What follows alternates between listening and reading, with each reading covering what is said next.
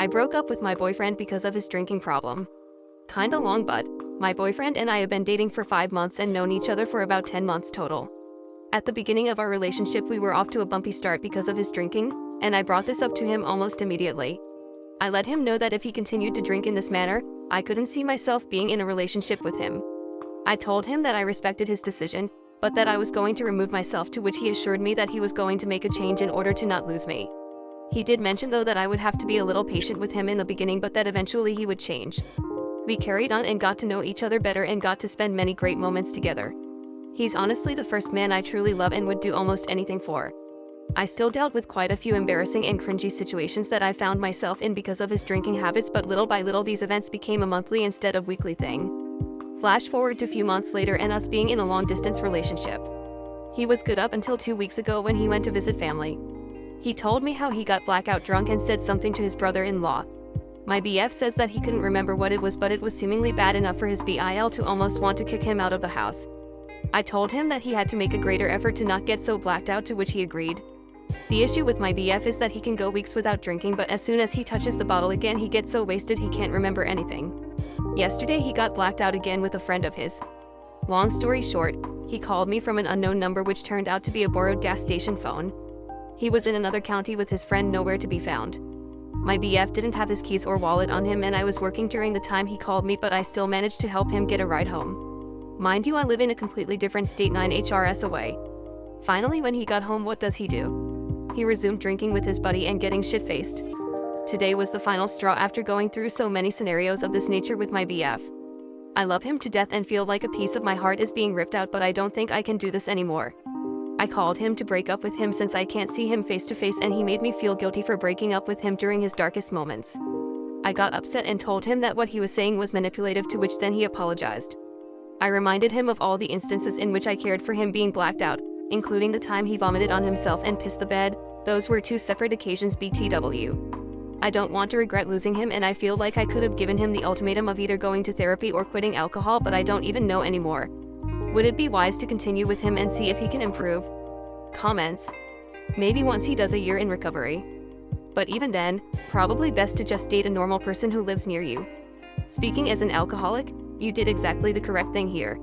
You're correct that he's being manipulative, and he hasn't yet taken responsibility for his actions and his role in his own recovery. You're best off walking away, as otherwise, as you're already beginning to demonstrate with the gas station phone shenanigans, he'll end up depending on you more and you'll feel more and more guilty if you don't help him. You've only been dating 5 months. I appreciate that this still hurts a lot, but you shouldn't start throwing ultimatums at a situation as serious as this. You should walk away. Best of luck to you, and to your ex. No, it wouldn't be wise to continue to see him. In fact, it would be pretty damn stupid to get back together with him. It is not your responsibility to fix him. You are not responsible for keeping him sober. You gave him a chance, and he screwed it. Time for him to learn that actions have consequences. And honestly, it has only been 5 months.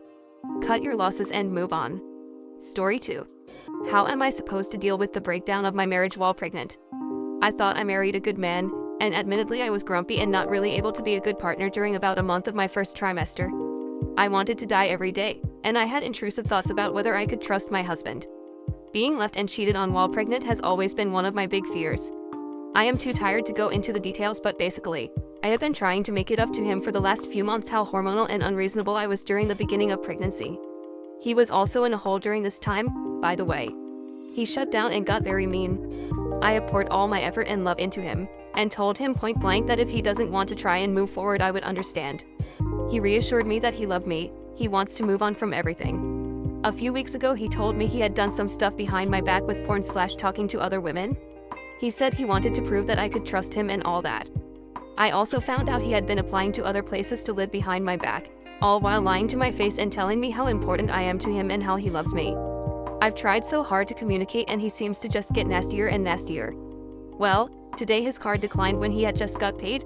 I knew something was up.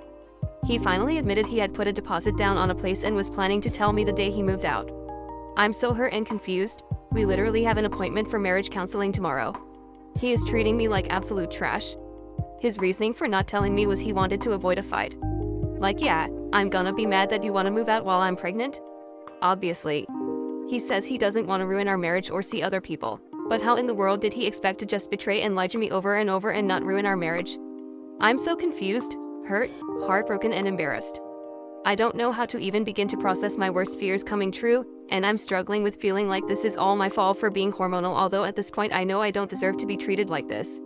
I feel like I put everything into making it work and was under the impression he was too, while he was looking for an out. I'm angry as at him and at myself for making a baby with someone who clearly has zero love or respect for me. I'm so sad for our baby. I feel like I failed them already and they're not even here. How could I be so stupid? I'm feeling very suicidal, although the baby and not wanting to hurt my mom are keeping me here. I'm just looking for advice on how to deal with this. Story 3. My boyfriend lied to me about being disloyal twice. My boyfriend and I have been together for 2.5 years and have lived together for over 2 years now. We have a cat together and he bought me a car. I'd say we're pretty serious. A year ago I was going to the bathroom in the middle of the night and his phone was on the counter and I had a gut feeling to look. I know I invaded his privacy and I shouldn't have. When I opened his phone, it was open on his Google search history, which had been cleared. Of course I immediately think he'd been watching porn. When he woke up the next morning I had told him and asked why his search history was empty. He told me he didn't know and that he hadn't been on it. After a while of prying at him, he eventually admitted that he was going to watch porn. We've had a conversation in the beginning of our relationship that we aren't comfortable with each other doing that. He told me he felt guilty about it and stopped himself. We had been struggling in our relationship at that time, not sexually though. I told him if he did something like that again I'd be done. About a week ago I had that same gut feeling and I looked through his phone, invading his privacy again, and I know I'm in the wrong for that. I found on FB that he had been looking at multiple girls, some random, some he knows, and one of his exes. A few days later I asked him if he looked at other girls online without telling him I seen that he had. He promised me he didn't. A few days later I told him I had found something on his phone and asked him what he thought I had found, and he said he had no idea. I told him I'd seen all the girls in his history and he denied it at first, but I kept prying again and eventually he admitted that he looked at those girls because they're hot. Throughout the conversation he was playing with his words and trying to avoid my questions. We have been struggling sexually lately because I have high anxiety and my sex drive has been low recently, so he isn't getting what he needs sexually, but I don't believe he should have been checking out other girls online. Sorry that is so long, hopefully someone has read it all and can give advice. LOL, how do I move past this? Should I trust him again? I'm lost with what to do and what is best for me. Story 4. How do I stop thinking that my partner and friends are lying to me? I have posted this in another sub as well, so if you're seeing me for the second time, I'm so sorry. I'm aware what I'm about to ask is stupid, but I'm genuinely just seeing what others may have to share about their experiences in getting over this issue that I'm facing. To sum it up shortly, I have a very hard time trusting pretty much everyone in my life, but because my partner is the person I'm closest to and care most about, it does project onto him more than anyone. I can't take his word for things.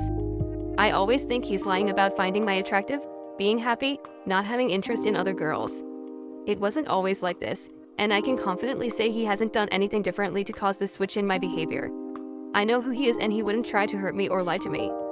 But it does take a conscious effort that I struggle with to not let my thoughts overpower that knowledge, and it's been extra hard lately. I've hit a low in my mental health recently and have had to start attending regular therapy sessions again, get on wait lists for support groups, and hopefully start some medications again. I have CPTSD, so when my mental is bad, it's bad. I had a very neglectful childhood. Both my parents were on and off drugs. It wasn't stable. This has also caused a strain on many of my friendships and even my relationship with my mom. I also have always had low self-esteem. It's just so much harder to ignore lately. I am trying to make a strong effort to improve my mental health as well as hit the gym and eat better to hopefully boost my self-esteem and lessen these issues on my own, because I am aware that this is a me issue and it's not fair to ask him to do a million things to help me and expect it to work if I'm not trying either. That's just some context on my situation, but not totally relevant to the advice I'm seeking. What I want to know is, for anyone whose mental has overpowered their rational thoughts / what their partner is literally telling them, how do you stop doing this? What do you tell yourself or do to make you choose to trust this person? How do I allow myself to sit there and take what my partner and friends tell me at face value, knowing there is always a chance they aren't being honest? Comment. Hi. I don't have trust issues, but I do have severe anxiety, which can sometimes manifest that way. It's an active choice that has to be made. You have to actively change this behavior, which is extremely hard. The first step is recognizing, and you've done that, and I'm proud of you. I think personally, it's hard to choose to believe what they say is true, but in the case of a partner you have to, because what else is there in love if not trust? I read somewhere that imagine how hurtful it must be that your partner loves you unabashedly, unapologetically, and you tell them they don't. They bare their soul to you and you don't believe it. It's a combination of putting yourself into your partner's shoes and making an active choice to believe him. Have you brought this up in therapy yet? First thing I'd say is be kinder to yourself. This isn't something stupid you said in the beginning of the post you think it is. It's okay to feel how you are. I think you feel this way because of the childhood you described. You probably had no one to trust growing up, so you had to protect yourself by not believing anyone. I think that if you remind yourself of this in the moments that you realize you think your friend or partner is lying, and then give yourself grace and patience. Also wanted to add that you can rely on your intuition to see whether or not they really are lying. Something I'm still working on, so I don't have a clear answer of how to do it yet. But once the understanding/awareness of your triggers is clear, the anxiety should decrease and your intuition should be more clear. If it isn't now, you probably are. And I understand, I'm also learning the difference too.